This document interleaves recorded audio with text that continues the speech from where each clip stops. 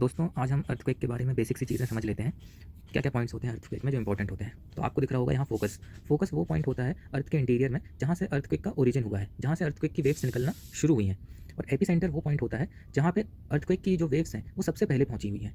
तो अर्थक्वेक की waves focus से निकल के यहाँ भी जा रही हैं और यहाँ भी जा रही हैं। अब आप बताइए अर्थक्वेक की वेव्स सबसे पहले कहाँ पहुंचेंगी? जस्ट फोकस के ऊपर। तो हमें यहाँ पे ये समझ आया कि अर्थक्वेक का जो एपिसेंटर रहता है अर्थ की सरफेस पे, वो हमारा फोकस के जस्ट ऊपर होता है। अब हम समझ लेते हैं एपिसेंटर और फोकस के बीच की दूरी हमारी अलग अलग हो सकती है। कभी ये 10 किलोमीटर हो सकती है, कभी 50 किलोमीटर, कभी 100 किलोमीटर, कुछ भी हो सकती है। लेकिन आपको समझना यह है कि जितना ज़्यादा फोकस और एपिसेंटर के बीच की दूरी होगी उतना ही कम अर्थक्वेक हमें फील होगा अर्थ की सरफेस पे, क्योंकि फोकस से निकलेंगी वेव्स तो उनकी एनर्जी जो है वो एनर्जी कम हो जाएगी, तो एक सर्टेन डिस्टेंस के बाद वो खत्म हो जाएंगी। लेकिन अगर वो डिस्टेंस कम है तो वो अर्थ की सरफेस पे इजीली पहुंच जाएंगी।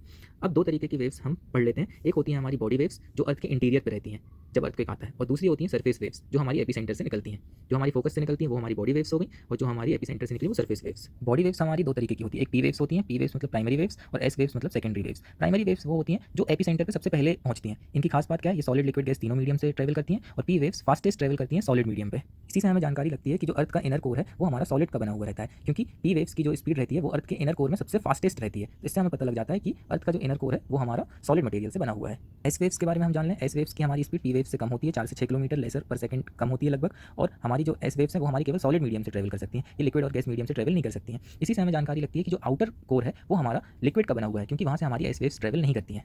और जो हमारा एस्थेनोस्फीयर है वो हमारा जेली लाइक सॉलिड मटेरियल से बना हुआ है। यह हमें इसलिए पता चलता है क्योंकि वहाँ से हमारी एस वेव्स ट्रैवल कर जाती हैं, और एस वेव्स केवल सॉलिड मीडियम से ट्रैवल कर सकती हैं। जो हमारी एस वेव्स होती हैं वो कंप्रेशन वेव्स होती हैं। जैसे कि आप एक स्प्रिंग को देखते हैं, जब आप उसको दबा देते हैं और छोड़ते हैं तो वो फिर कैसे ट्रैवल होता है? कहीं तो वो कंप्रेस हो जाता है, फिर एलोंगेट होता है, फिर कंप्रेस होता है, फिर एलोंगेट, फिर कंप्रेस, इस तरीके से ट्रैवल करती हैं। कंप्रेशनल वेव्स बोलते हैं इनको, पी वेव्स को। लेकिन एस वेव्स जो हमारी क्या रहती है वो ट्रांसवर्स वेव्स होती हैं। अगर आप एक दीवार पे एक रस्सी को ऐसे बांध दें और रस्सी को आप परपेंडिकुलर ऐसे ऐसे करें तो रस्सी हमारी कैसे चलेगी? ऊपर फिर नीचे, ऊपर फिर नीचे। तो ये हमारी एस वेव्स हैं। हमने जो हमारी दोनों बॉडी वेव्स थी वो हमने कवर कर लिया। अब हम आ जाते हैं हमारी सरफेस वेव्स पे। वो भी हमारी दो तरीके की होती हैं, एक लव वेव और एक रेलिक वेव्स। लव वेव जो हमारी होती है वो क्या रहती है? जो ज़्यादातर डिस्ट्रक्शन अर्थ पे हमें मिलता है वो हमारी लव वेव्स के कारण होता है, क्योंकि इनका अकरेंस ज़्यादा होता है। ये बार बार आती रहती हैं, ज़्यादा अर्थ पे पहुंचती हैं, इसलिए इसके कारण डिस्ट्रक्शन हमें बार बार महसूस होता है अर्थ पे। लेकिन जो रेलिक वेव है, अगर हम कंपेयर करें दोनों में से ज़्यादा डिस्ट्रक्टिव कौन सी है, तो रेलिक वेव में बहुत ज़्यादा डिस्ट्रक्शन होता है लव वेव्स की कंपेरिजन में, लेकिन ये अर्थ की सरफेस पे ज़्यादा पहुंच नहीं पाती। इस कारण से हम बोलते हैं कि लव वेव्स के कारण अर्थ पे ज़्यादा डिस्ट्रक्शन हमें महसूस होता है। तो हम देख लेते हैं, अगर हम इसको बर्ड आई व्यू से देखें तो लव वेव हमें कैसी महसूस होंगी? ऊपर से अगर हम देखें हेलीकॉप्टर से तो इस तरीके से दिखेंगी वो, मतलब ऐसे जाएंगी फिर ऐसे जाएंगी, इस तरीके से हमें दिखेंगी।